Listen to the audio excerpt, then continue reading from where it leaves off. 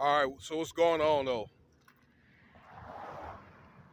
So I saw another article like this and I was just bugged out, Doing these videos, they take a lot out of me.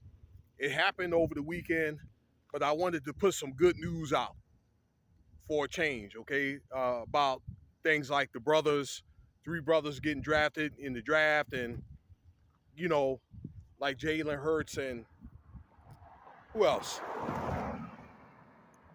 The other guy from Baltimore. Y'all know Lamar Jackson, being the highest paid players in the NFL, and another guy, you know, 18-year-old. Actually, he's out in New Orleans, not too far from Houston, which I'm going to get into here in a minute. Is gotten the most amount of money in scholarships ever. But we got to get back to the some of the stuff that may be unfavorable to hear. So it's another story about gun violence, okay? But it's beyond that. So it's a small town called Cleveland, Texas. It's like an hour and a half northeast of Houston. And I've heard of that town vaguely before. Of a senseless, again, I mean, this is a massacre. His name is Francisco Oropeza. I hope I said that right. 38-year-old man, okay, that likes to shoot his guns in front of, I don't know, in front of his house, behind his house, whatever. But people would hear it and say, or they would be disturbed about it, okay? His next door neighbor came knocking on his door and said, hey, you know what? We need you to stop shooting your guns or whatever because they were trying to put the little 8-month-old baby to sleep. So you know what this dude does? He goes next door. There's 10 people in the house from what I understand. And comes in there and start popping up people. Okay, 5 people dead, and it was one that was shot, but he got away in that house.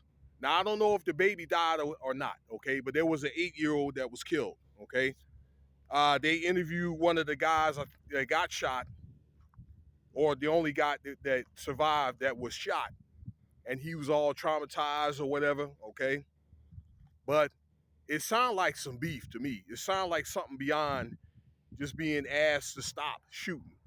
Okay, this makes no sense at all. You just don't do that because somebody said, "Hey, look, you know what, sir or ma'am? Hey, can you calm down a little bit?" So it's senseless. Let me tell you a story. When I stayed over there at the Rubik's, I've been over here. Uh, Actually, I live down the street for about 90 days now, a little over 90 days. Right around that time, something like that. There was somebody above me that was banging stuff around or whatever, stomping and all that, and he was doing it on purpose. So it was like midnight. He woke me up. I had to get up and go to work in the morning, and I knocked on the door because I figured that he was up because I went up immediately. He said he was asleep. I said, "You ain't asleep, sir, and you need to calm down."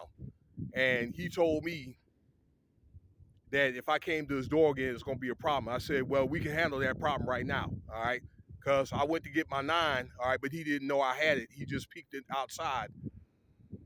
But I don't expect for anybody to shoot me because I said, calm down. I don't give a damn what time of night it is or whatever, okay? No, I don't. If I actually tried to break in his house or tried to destroy property, I can see. All right. So I think in a situation like that, I'm gonna be ready.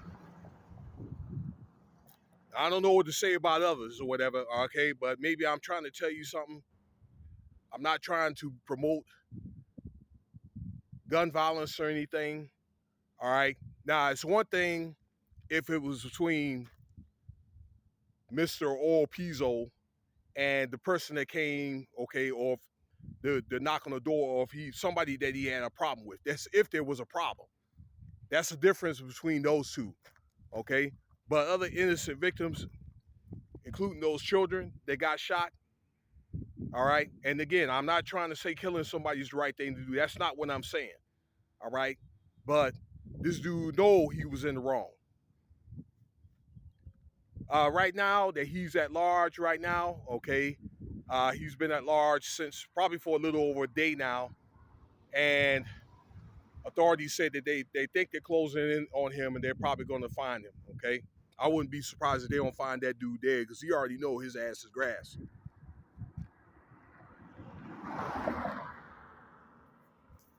You see, it's not the thing with the guns. It's not a gun problem. It's a moral problem. I made a video and I earlier today about a girl getting shot in the eye with a stray bullet out there right outside of Atlanta. Okay, that's a prime example. Some guys arguing over some bull crap. It's a moral problem, and I'm just thinking if that person is found alive for doing something like this, there needs to be harsher penalties, particularly if there's children. Okay, pertaining these doggone, mass crimes and these doggone massacres and so forth. All right, harsher ramifications, being that the families have to suffer for the rest of their lives. Okay, on top of somebody getting their life cut short or somebody losing a loved one. You see what I'm saying? So rest in peace to the families that been affected by this, and hopefully this guy will be found and justice. That's if he's alive, and the appropriate justice will be served. Okay. Hey, better the police than me. All right, let me know what you think about the video here. Peace.